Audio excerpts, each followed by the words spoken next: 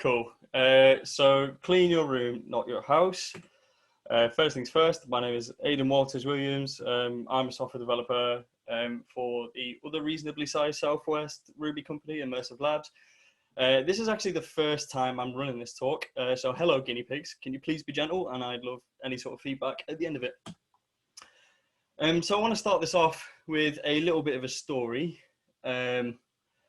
A few years ago, I was working at an agency, and one of the projects that I was on was a small piece of accountancy software. And like most accountancy softwares, we had an invoicing feature. So users could issue invoices to clients for their services or products. And in reverse, they could also issue their customers these things called credit notes, which were essentially invoices with negative amounts applied retroactively. So I could invoice you for £1,000 for, you know, some whatever, and then something goes wrong, and I decide out of the goodness of my own heart to give you a 15-minute discount as a way of apology, a 50%, not 15-minute, 15% discount. I can then issue you a 15% credit note retroactively. So they're just invoices with negative amounts. So we built this as such. So invoices just had a self-reflexive foreign key on the table, and credit notes were linked to that invoice that way. However, a feature request came in from the product owner to allow these credit notes to go to multiple invoices. And we were not about to build a join table from a table to itself. So we sat around doing a full-scale refactor of credit notes. We had a plan. We were going to build a new table, hook up all the associations to the relevant objects, double write the data for a bit while we slowly switch the reads over. All good, right? Yeah, wrong. So I got into this area of the code, which was one of the earliest areas of the code in our code base. It was written a few years prior to this happening. And such is the nature of sort of an agency at the beginning of its life cycle. It was just get the feature out, get the feature out, get the feature out. And as such, the code was less than exemplary, we will say. And I could not for the life of me work out what it was doing. But what I could see was sort of what I thought were code smells. And so I just sort of went around trying to fix them. Ended up getting a little bit derailed because I was just sort of doing this. Saw a problem, fix it, saw a problem, fix it. And by the time I actually managed to stop myself, I'd lost 2 weeks to this one small area of the code base by this point. Here was the initial PR. That considering all I was meant to be doing was changing the name of an association, that's a pretty big failure. This was also ironically followed by a chain of 39 extra PRs. And yeah, why am I telling you this? Granted, this is a little bit more extreme than most of the cases that you'll have come across, because the entire refactor in its totality took 4 months to complete. But I'm sure almost every single one of you, I speak to devs every single day that have a similar issue where a refactor just sort of gets derailed a little bit and takes you lose a little bit longer than you should do. It ends up being this massive job and you lose weeks and weeks and weeks to just refactoring something. So this experience gave me an idea. I wanted to know how I can prevent this from happening again. So I needed to model it in another way to make it sort of easier for myself to understand, something that will help me break down and develop my own methodology for refactoring. So I went with cleaning your room. So what actually is refactoring? So here is your room or your newly designed piece of code. When you're refactoring, what you are actually doing is improving the design of the code after it's written, which is a really odd turn of phrase because surely every software development lifecycle shows you design the code first and then you write it. However, we do this in it's a very strange scenario. However, it's more applicable to other things in your life as well. So let me give you a quick example here. Here is my room, or not my room. I wish this was my room, but here is a room, very clean and tidy. How do we keep this clean and tidy? Surprise, it's the little things. So things like take your shoes off before getting into the room. No crumbs in the bed. Don't eat your food. Or dust your kitchen extractor while giving really awkward eye contact for your latest stock photo shoot. The result is a really tidy room and people are impressed with it. Think of refactoring in a similar way and also think of it as your technical debt piggy bank. In a piggy bank, you put in 10p, 20p. You don't go ahead and invest £20 all at once. Maybe some of you do, but it's not the intended use for a piggy bank. You slowly chip away with the aim of always having enough. There is also something I devised within my own methodology, which I like to call the X factor, which is 10 minutes every day. Pardon the awful pun. Build a routine. Think of it like shower, coffee, refactor.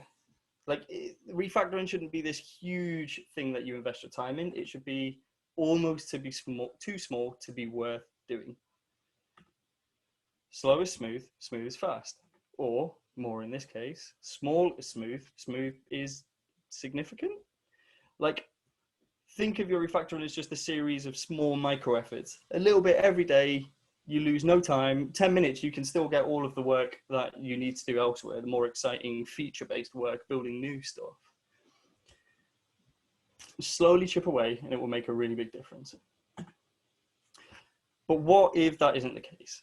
Sometimes things just happen. Maybe an area of your room gets neglected and you need to invest a time doing it. So your room gets really messy. You don't even notice it happening, but all of a sudden it's like this. You've been paying attention elsewhere. How do you begin to tackle a problem like this? Well, if you're anything like me, you will just pick something. Let's say this cup here. I'm going to take this cup down to my kitchen. Oh, I've got a couple of other plates down there. I'll wash them up at the same time while I'm in that area. Oh God, I can't actually wash anything up because my drying rack's full. Right, let me just put all of this stuff away in the cupboard. What in God's name is going on here? Why is there a teddy bear in a bowl? Why is there a bowl in the same cupboard as Tupperwares? What's the mixer doing there? Let me move these bowls because bowls definitely don't belong here. And it's fallen over, right? Before you've noticed it, you've spent hours and hours and hours in the kitchen dealing with problems there and you've completely neglected your room again. Clean your room, not your house. So for this case, I've come up with a model that I like to call the RCI model. So what is this model apart from awful cliche business jargon, and why should you care? So the RCI model is a 3-stage model for larger size refactors.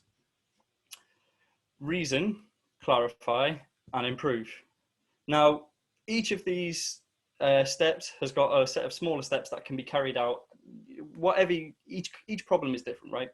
So maybe you don't need to perform exactly the same operations in each one, but in most refactors, or in every refactor I've come across, you need to reason, clarify, and improve. So the important thing here is that you reason before you clarify, and you clarify before you improve. So let's start from the beginning.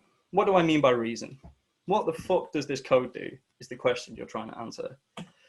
So by doing that, you ask yourself a series of 3 really simple questions. 1, do I know what this code does? Given the inputs and outputs, can I understand what the code is actually doing? 2, do I know what it should do? Have I got the relevant business knowledge in this area to understand what this code should actually do? 3, is it doing what it should do? If the answer to any of these 3 questions is no, I want you to stop. Because either you're not the right person to carry out this refactor, because you don't know what it does or should do, or there's a problem in the functionality, which should be addressed before you even begin to start refactoring, because surely inefficient but correct code is better than good but wrong code. Let me give you a quick example here. I've got this class. This class is called Rumwood Rec. Now, maybe some people have got divine intuition and can understand what this is doing, but there's a method called O, which sets A to 85, a method called C, which sets A to, what the fuck, right? I can't refactor this. I don't even know what it does. Cool. So in this case, you stop and you go and speak to somebody who does. Now the second stage, clarify, we can actually start doing things.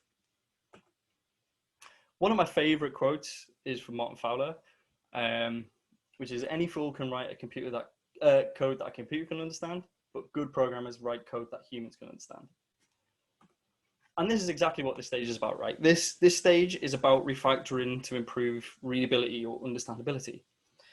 For example, what kinds of things should you be doing in here? So the common problems that I come across in this stage are naming. Are the names of things uncommunicative, like a method name called O? Are they inconsistent? You know, do we have Booleans prefaced with is or has or was here, and then in other places we don't, we just call it the raw Boolean name? Duplicated code. Alternative classes with different interfaces, which is kind of like duplicated code, but a bit more tricky to spot. Speculative generality. Are we, you know, catering for the future at the detriment of the now and just adding noise? And feature envy. These are the things that I would address here. For example, let's say our class wasn't this bad, and instead it was this. So it's room wood rectangle, an actual accessor called ang, a method called OC and LA. But we've got these nice little returns here. So this returns door opened. Okay, so this method is called open. This returns door close. So this method, I guess, is close. And the door is ajar. So I guess we want to leave this ajar, right? But so we keep calling it door. So surely that's what room wood rectangle means, right? So what is ang? So we open it and ang gets set to 85. Close it, ang gets set to 0. Ang, okay. I guess it's the angle that it's open, right? So let's go ahead and just do this. Cool. What's this? Raise cannot open if locked. We've got a method. There has been talk of a possible lock functionality in the future, but not. Get out of here. We don't need this. What are these magic numbers? Oh, I guess that's the angle that the door opens, right? So angle to open. Cool. And I guess the other one will be angle to leave ajar, right? So angle ajar. We do this a lot, right? Door open, door set angle to something. Cool. Let's do this.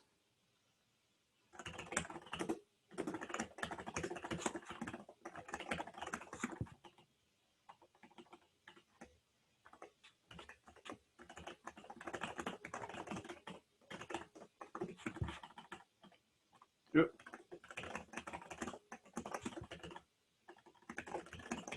And set angle ajar here. Boom. Much clearer. We got a door that's got an angle. It's got an angle that needs to open, an angle to leave ajar, and these methods do this thing. Now, I don't know if anyone was timing this, but it is definitely less than the 10 minutes that I prescribed in the previous slide. And I don't know about you, but I found this way easier to follow. Another thing that you can also do, if you're sort of struggling to think to do, is, as Scott said before, go through your Rubicon problems. 10 minutes to address, you know, some terrible naming or whatever, or yeah, just go through a Rubicon problem for 10 minutes. Cool. Now your code is in a readable state that everybody can understand. It's time to actually do the really fun stuff, or the stuff that more than likely sparks these large refactors, stuff like performance issues. You're free. Do what you want. Go wild. Tackle that cyclomatic complexity. Get rid of them n+1s. Fuck those data clumps off. Boolean blindness. Open my eyes, please. Completely change your algorithmic approach if you want to. Whatever your heart desires, you are free to do here. For example, in that room wood rectangle door class, very simplistic, I know, but we could decide, rather than just setting it to arbitrary angles that we define to be open and ajar, we could just have a simple state machine. So open transitions the state to open, close, ajar, stuff like this. Whatever you want to do. Now your code is in a much cleaner place. As Scott said before, restyling your code will make the other changes easier. These changes now are inherently more complex than changing the name of a variable, but they're way easier now that you understand what this code has done. Do whatever you want, but remember, stay in your room, clean your room, not your house. You can't fix everything at once. Pick an area, and follow this model. Thank you.